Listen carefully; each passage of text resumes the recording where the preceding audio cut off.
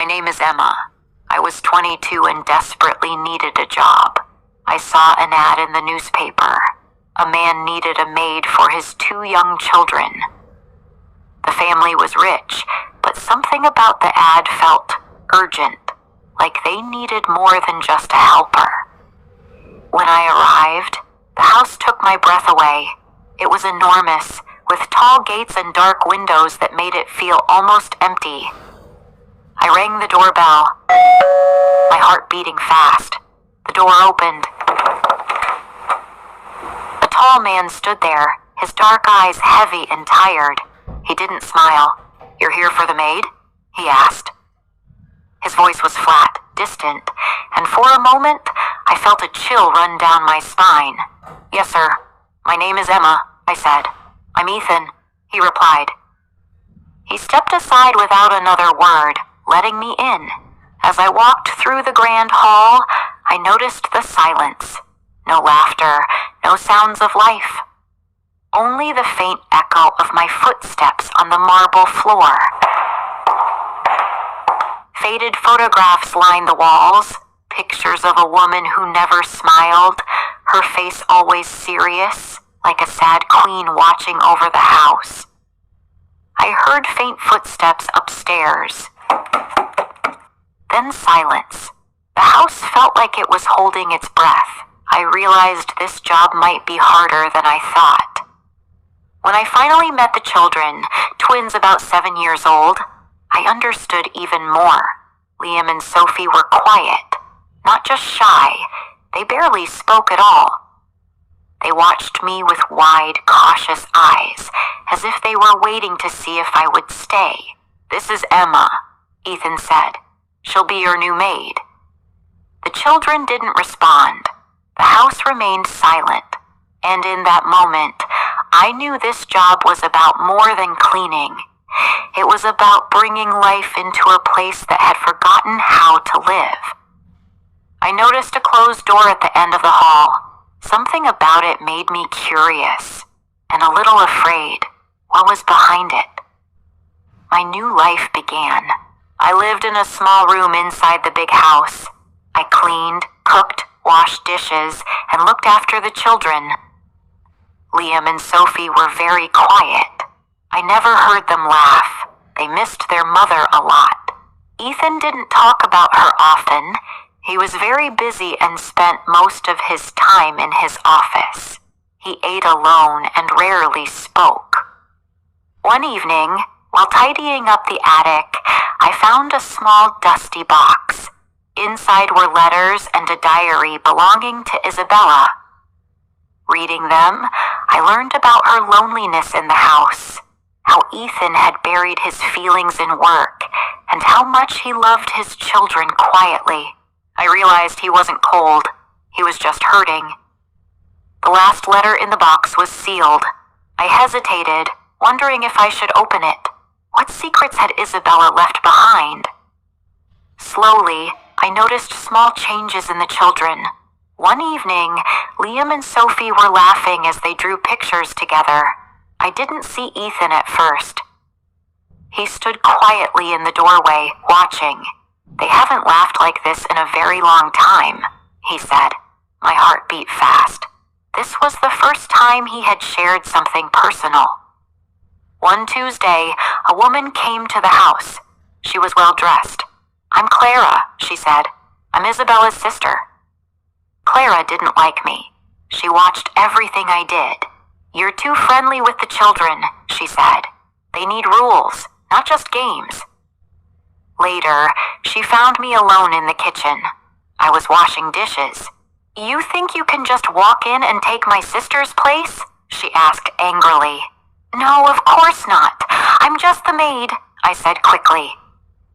She laughed. "Let me tell you a secret, little maid. This perfect family you see, it was never real. Ethan was never happy with my sister. He is cold. Isabella was lonely in this big house. Don't think you can make him happy. He cannot love." Her words hit me like a punch. Was Ethan really incapable of love? Could I ever belong here? Clara visited often. She tried to make me feel unimportant. Her words hurt, even if I ignored them. One afternoon, she said, "The children need a real mother, Ethan, not just a girl who plays games." I felt ashamed.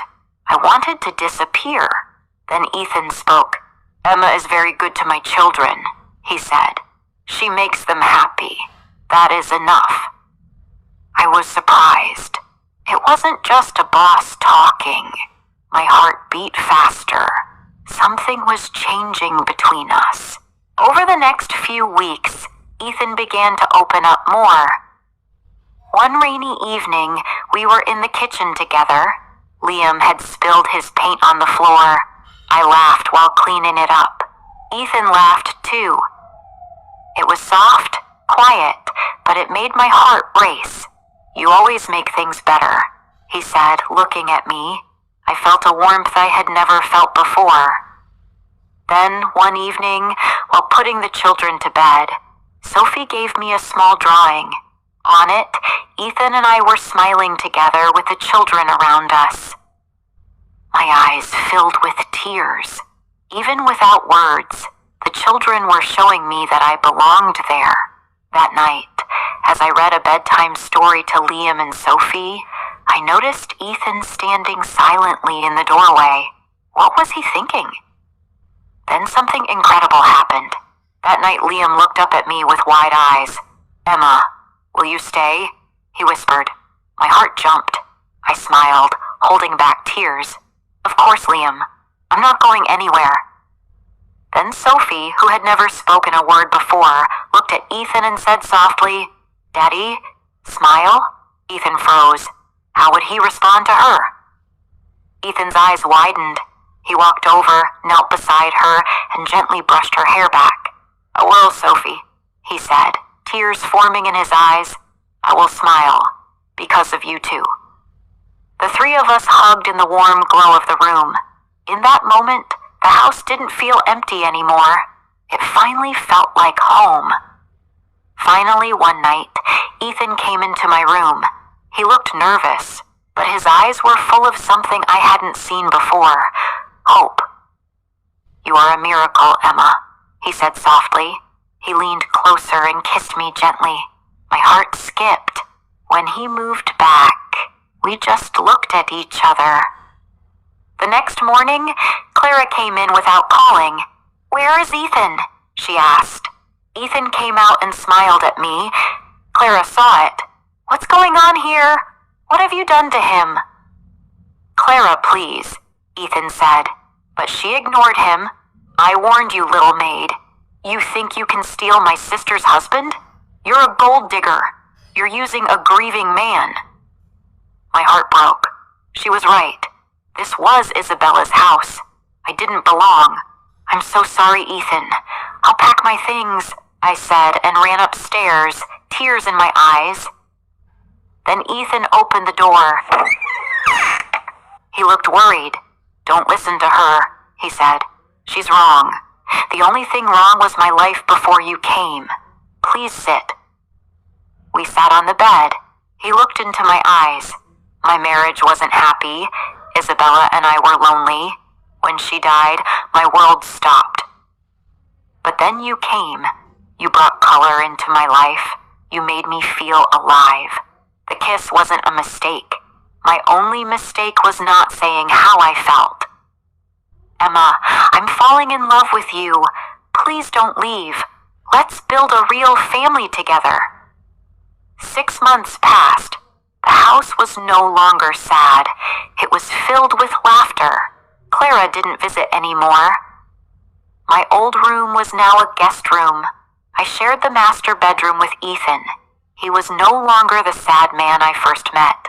His eyes were full of love. I often passed by the closed door at the end of the hall. Inside are Isabella's belongings, but I never had the heart to step in. Some memories are too delicate to disturb. The sealed letter from Isabella still lies in the box, untouched. I never had the courage to open it. Some things I've learned are better left unread. One day, Ethan held my hand. "Are you happy, Emma?" he asked.